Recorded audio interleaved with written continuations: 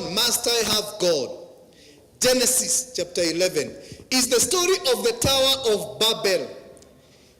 If you can broadcast the scriptures I refer to, Genesis chapter 11, the story of the Tower of Babel. Who built the Tower of Babel?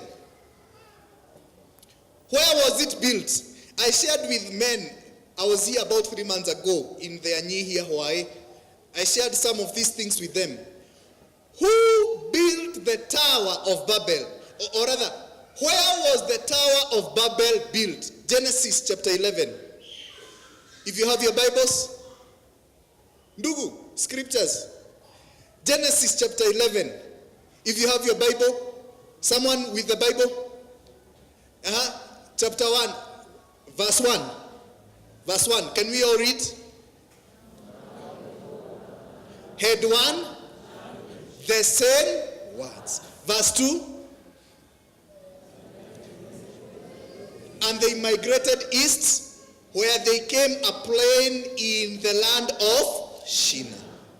Now, the Tower of Babel was built in a place called Shinar. You have to remember that one. Now, the question is, who built it?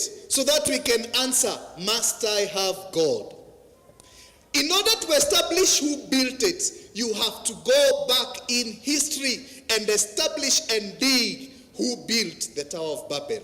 So if you can take us to Genesis chapter 9, verse 20. If you have your Bibles, you can follow with me.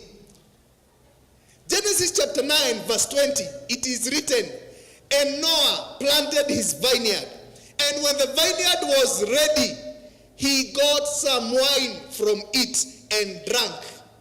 And that wine must have been potent, too potent. Alikunywa mbili, blackout, akalala. His son, go on with me as I go.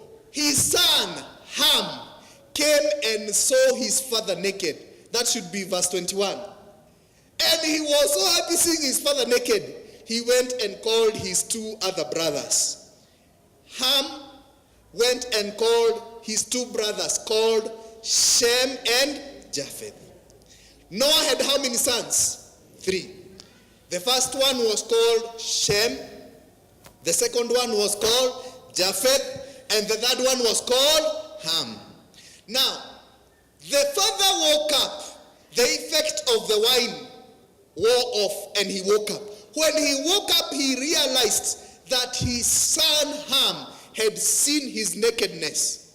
So when he called his 3 sons and said to them, you Ham saw my nakedness. If you go to verse 23, can we all read? 1, 2, 3, go.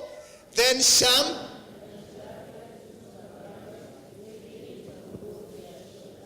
walked backwards. Blackout. LCC chair, hauko umeweka units enough? Za stima? Oh, imerudi. When his father woke up and realized Ham had seen him, this is what he said. O Ham, cursed shall you be. You shall be a slave of the slaves. You shall serve your brothers. Bwana asifiwe. You shall, cursed is you, Ham. You shall be a slave of the. His brothers are here. They have slaves here. Ham shall be a slave of the. Let's go to chapter 10, verse 8.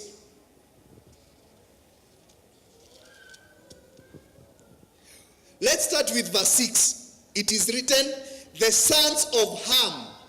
Verse 6. The sons of Ham are, read with me, Cush, Egypt, Put, and Canaan. So Ham had 4 sons, Cush, Egypt, Put, and.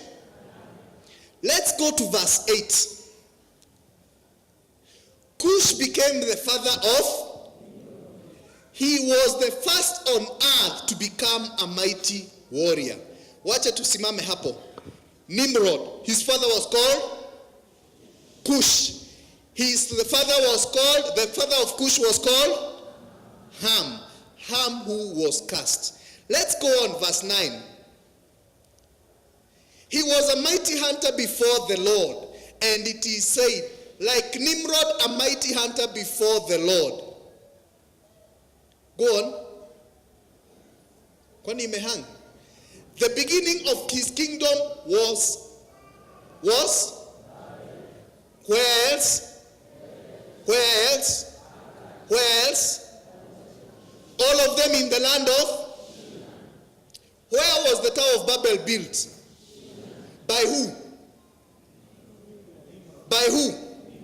The son of? Was Ham a blessed man? If your father curses you, up to how many generations does that curse affect? 4th generation. The people who built the Tower of Babel, were they within the limit of the curse? Yeah? Were they a blessed people? Did they know God? Actually, they were building the Tower of Babel to compete against. Question: must you have God to be successful?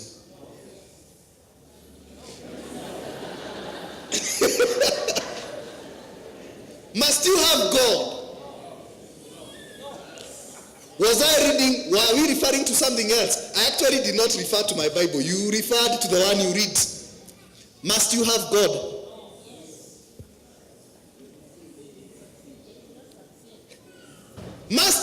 They raised a tower.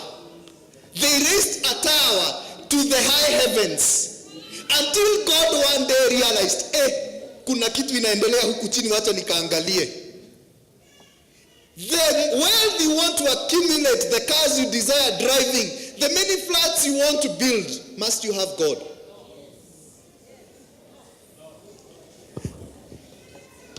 Crunch time now.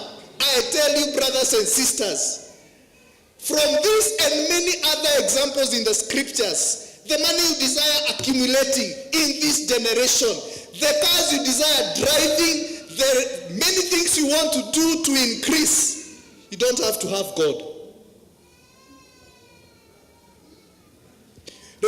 Wengine wenu mnasema wacha huyu anyamaze aende anatutoa kwa ufalme. Wait a minute. In this generation, you do not have to have God to succeed. You only need to be sharp and intelligent and work hard, consistent, and you shall succeed. Yes.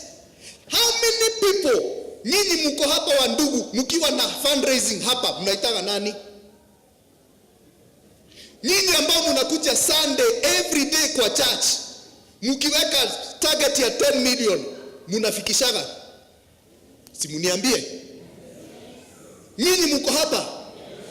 Are you sure?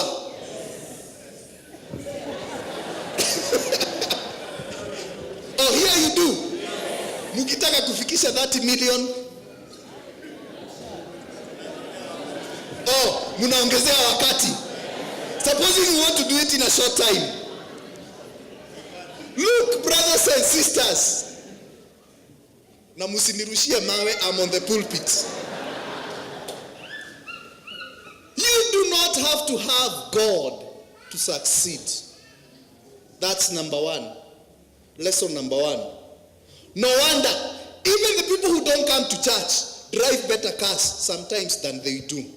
They have more money than we do. They eat better than we do. Na sisi tunafunga siku 21 tupate milioni 1, wao hawafungagi. Mtu anaamka tu anapata. Lesson number 1, you do not have to have God. Number 2, however,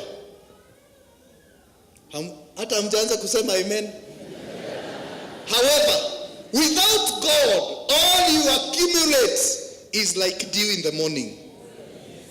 Oh, sasa mnasema amen. It is like dew in the morning.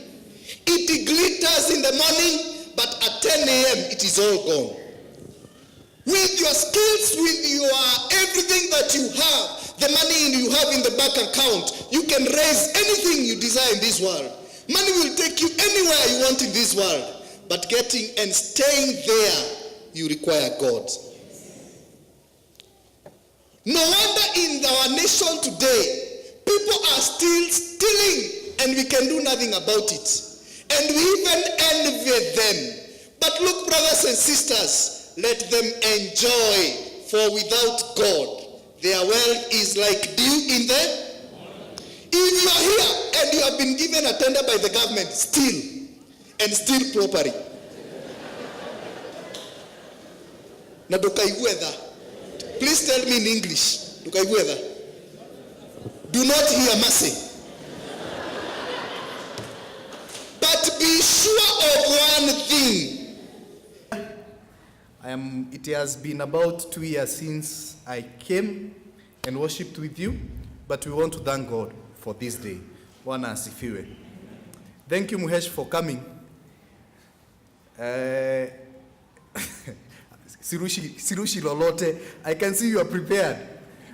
But thank you. Na vile ninaona tunaomba World Bank isikuchukue. Tunaomba. Because I have heard you have mentioned World Bank severally. Tunaomba isikuchukue. Si ni kweli? I think the tarmac in Kikuyu town was done by World Bank, several other things. Na sasa tunasikia the sewage na nini. When they see a good thing, they might be tempted. Tunawakemea. Now, please ask your neighbor. The notes will be broadcast. So if I skip some of the things, you can ask from Elder Minor. He will send them to you.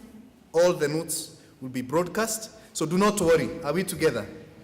Please ask your neighbor, must I have God? Oh, you're asking your neighbor, must you have God? Yeah? Ebu ask again, must you have God? Anasema nini? Yes. Okay, allow me not to use this one. Ninaona ikiniziba. And I use this one. Must you have God? To be successful the way you want to be successful. To eat well the way you want. To be sick.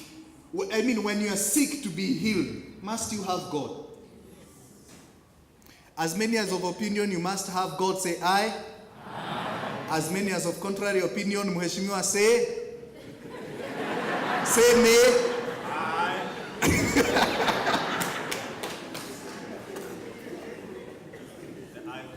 The nays have it.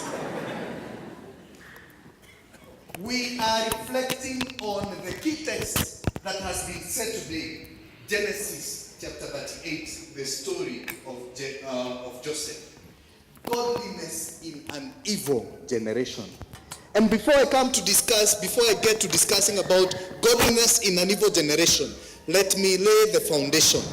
And I ask again, must you have God to be where you want to be, to live well, to build the...